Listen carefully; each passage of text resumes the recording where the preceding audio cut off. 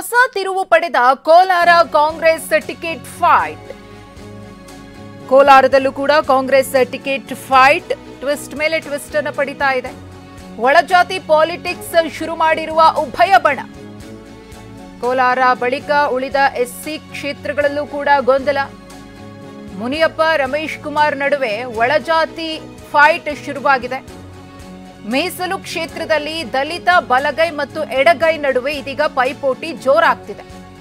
ಎಡಗೈಗೆ ticket ಕೊಡಬೇಕು ಅಂತ ಸಚಿವ ಮುನಿಯಪ್ಪನವರು ಪಟ್ಟು ಹಿಡಿದಿದ್ದಾರೆ. ಆದರೆ ಕ್ಷೇತ್ರದಲ್ಲಿ ದಲಿತ ಬಲಗೈ ಸಮುದಾಯದ ಮತಗಳು ಹೆಚ್ಚಿವೆ. ಈವರೆಗೂ ದಲಿತ ಬಲಗೈಗೆ ಕ್ಷೇತ್ರದಲ್ಲಿ ಟಿಕೆಟ್ ಕೊಟ್ಟಿಲ್ಲ.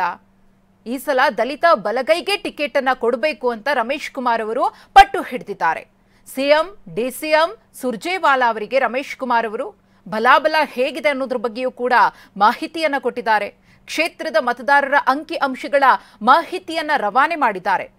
ಅಂಕಿ ಅಂಶಗಳನ್ನ ಮುಂದಿಟ್ಟುಕೊಂಡೇ ದಲಿತ ಬಲಗೈಗೆ ಈ ಬಾರಿ ಕೋಲಾರ ಲೋಕಸಭಾ ಕ್ಷೇತ್ರದಿಂದ ಟಿಕೆಟ್ ಅನ್ನ ಕೊಡಬೇಕು ಅಂತ ಹೇಳಿ ರಮೇಶ್ ಕುಮಾರ್ ಅವರು ಪಟ್ಟನ್ನ ಹಿಡಿದಿದ್ದಾರೆ.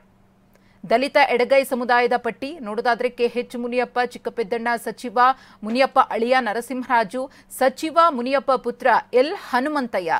ಹಾಗೆಯೇ ದಲಿತ ಬಲಗೈ ಸಮುದಾಯದ ಪಟ್ಟಿಯನ್ನು ನೋಡೋದಾದ್ರೆ ಸಿಎಂ ಮುನಿಯಪ್ಪ, ಡಾಕ್ಟರ್ ಮುದ್ದಿಗಂಗಾಧರ್, ವೆಂಕಟಾಚಲಪತಿ, ಸಂಪಗೇರಿ, ಮುನಿರಾಜು ಇವರುಗಳ ಹೆಸರಿದೆ. ಹಾಗಾಗಿ ಒಳಜಾತಿ ಪಾಲಿಟಿಕ್ಸ್ ಉಭಯ ಬಣಗಳಲ್ಲೂ ಕೂಡ ಜೋರಾಗಿ ನಡೀತಾ ಇತ್ತು. ಯಾರಿಗೆ ಕಾಂಗ್ರೆಸ್ ಹೈಕಮಾಂಡ್ ಮಣೆಯನ್ನ ಹಾಕುತ್ತೆ, ಯಾರ ಪ್ರಾಬಲ್ಯ ಇಲ್ಲಿ ಹೆಚ್ಚಾಗುತ್ತೆ ಅನ್ನೋದನ್ನ ಕಾದು ನೋಡಬೇಕಿದೆ. ಈಗಾಗಲೇ ರಮೇಶ್ ಕುಮಾರ್ ಅವರು ದಾಖಲೆಗಳನ್ನ ಇಟ್ಕೊಂಡು, ಮತದಾರರ ಅಂಕಿ ಅಂಶಗಳನ್ನ ಇಟ್ಕೊಂಡು ಇಲ್ಲಿ ಸಿಎಂ ಸಿದ್ದರಾಮಯ್ಯ, ಡಿಸಿಎಂ ಡಿಕೆ ಶಿವಕುಮಾರ್ ಅವರು ಮತ್ತು ರಾಜ್ಯ ಕಾಂಗ್ರೆಸ್ ಉಸ್ತುವಾರಿಯಾಗಿರುವ ರಣದೀಪ್ ಸಿಂಗ್ ಸುರ್ಜೇವಾಲಾ ಅವರಿಗೆ ಮಾಹಿತಿಯನ್ನ ರವಾನೆ ಮಾಡಿದ್ದಾರೆ. ರಮೇಶ್ ಕುಮಾರ್ ಅವರು ಮತ್ತು ಕೆಎಚ್ ಮುನಿಯಪ್ಪ ಅವರ ನಡುವೆ ಇದೀಗ ಪೈಪೋಟಿ ಶುರುವಾಗಿದ್ದು, ಕೋಲಾರ ಲೋಕಸಭಾ ಕ್ಷೇತ್ರದಲ್ಲಿ ಯಾವ ರೀತಿಯ ತಿರುವನ್ನ ಪಡೆಯುತ್ತೆ ಅನ್ನೋದನ್ನ ಕಾದು ನೋಡಬೇಕಿದೆ.